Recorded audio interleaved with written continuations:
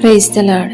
ఈరోజు బైబిల్ ధ్యానము, లేచి నిలువుము, నీవు పవిత్రుడుగా ఉండినట్లు చూచుకొనుము.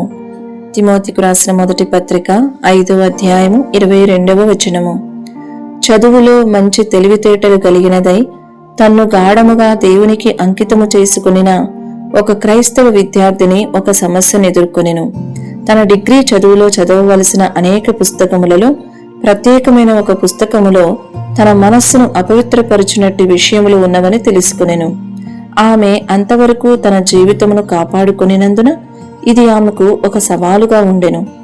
ఒకటి, ఆ పుస్తకమును చదవకుండా ఉండి ఆ పరీక్షలో తప్పిపోవలెను, లేక దానిని చదివి పరీక్షలో ఉత్తీర్ణత పొందవలెను. వీటిలో ఏదైనా ఒకటి ఆమె ఎంచుకొనవలెను.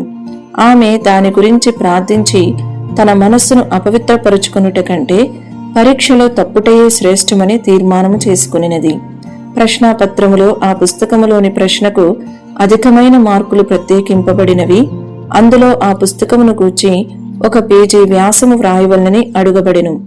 ఆమె ప్రార్థించి ఆ పుస్తకమునందలి విషయములు ఒక యవ్వన వ్యక్తిని ఏ విధముగా అపవిత్రపరచుచున్నవనియు అపవిత్రత యొక్క ఫలితములను గురించియు 2 పుటలు వ్రాసెను. ఆమె చాలా బలముగా ఆ పుస్తకమును ఖండించినది.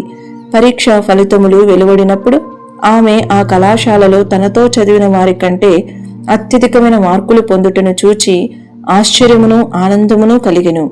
ప్రియ దేవుని బిడ్డ, నీ యొక్క జీవితమును పవిత్రముగా కాపాడుకునుటకై విలువ చెల్లించుటకు నీవు సంసిద్ధమా?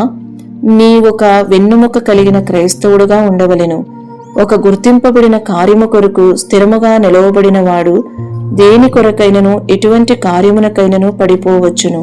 పరిశుద్ధత కొరకై నిలువుము. నైతిక పతనమే జీవితములోని అతి గొప్ప పరాజయము. ఈ వీడియో యొక్క పూర్తి స్క్రిప్ట్ కావాలంటే దయచేసి డిస్క్రిప్షన్లో చూడండి. ఈ వీడియో ఆంగ్లము మరియు హిందీ భాషలలో కావాలంటే ఛానల్ను సబ్స్క్రైబ్ చేయండి మరియు వీడియోలను క్రమంగా అనుసరించండి. Praise the lord.